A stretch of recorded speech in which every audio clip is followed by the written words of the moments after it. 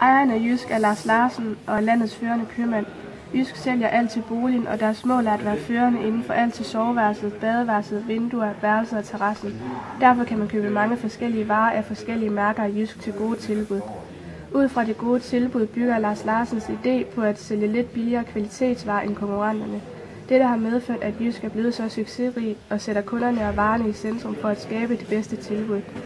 Succesen har medført, at der i dag er mere end 2050 butikker fordelt i 35 lande. Jysk vil gerne være en samfundsansvarlig detailvirksomhed. De sætter høje krav og forventninger til deres leverandører. De kontrollerer deres leverandører og dens produktionsprocesser. De kommer både anmeldt og uanmeldt, da de vil sikre sig, at deres aftaler bliver fulgt. Jysk er medlem af BSCI, som støtter FN Global Compact og The International Labour Organization.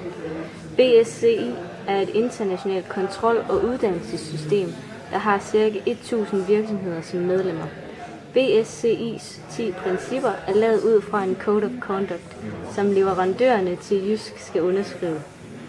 Den forbyder blandt andet børnearbejde, tvangsarbejde og diskrimination. Den stiller krav om sikkerhed, rimelig arbejdstid, menneskerettigheder og miljøbeskyttelse.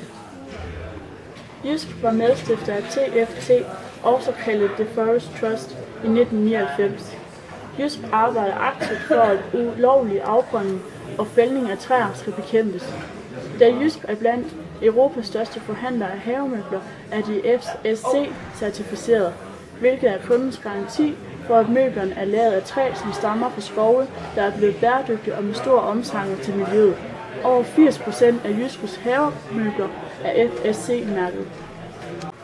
Jysk arbejder på at få minimeret deres miljøpåvirkning i alle de lande, hvor Jysk befinder sig.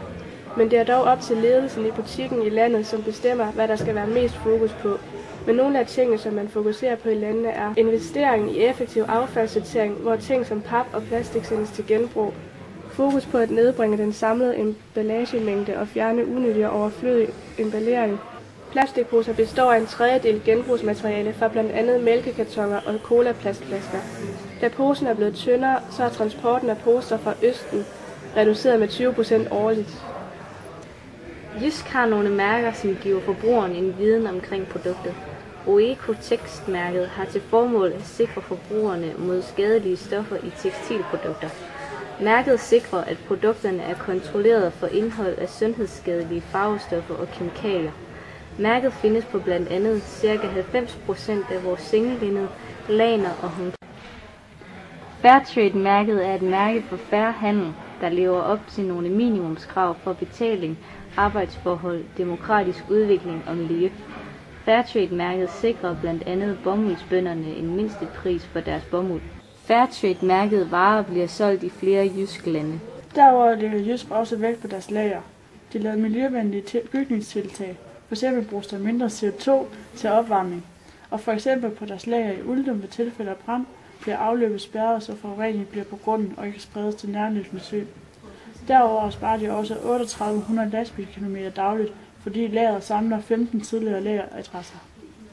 Jysk har valgt at støtte et projekt i Brasilien, hvor 1 million kvadratmeter regnskov bliver beskyttet. Jysk har også været med til at udvikle The Climate Tree, som er en model, som virksomheder kan bruge til at engagere sig til regnskovsprojektet. Jysk sponsorerer de danske, svenske og norske handicapidrætsforbund, og det har de gjort for Danmark siden 1989. I 2002 og 2004 blev det for det norske og svenske.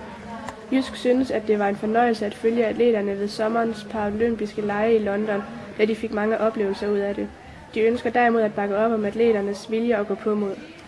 Derudover var Jysk hovedsponsor for indsamlingsshowet Brystgalla i år 2009. Der solgte Jysk varer til støtte for kampen mod brystkræft, som f.eks. sengetøj, hvor pengene gik direkte til kræftens bekæmpelse. Hvert år støtter Jysk også Danmarks indsamling for at hjælpe de fattige i Afrika. Det kan være en stor omkostning for Jysk at sponsorere og støtte organisationer, men det giver dem også nogle fordele. Det kan blandt andet give dem en attraktiv arbejdsplads, så medarbejderne er stolte af at arbejde et sted, som går meget op i at hjælpe andre. Men det kan især tiltrække kunder, da de får et indblik i, at de gør noget for samfundet, hvilket skaber et bedre omdømme.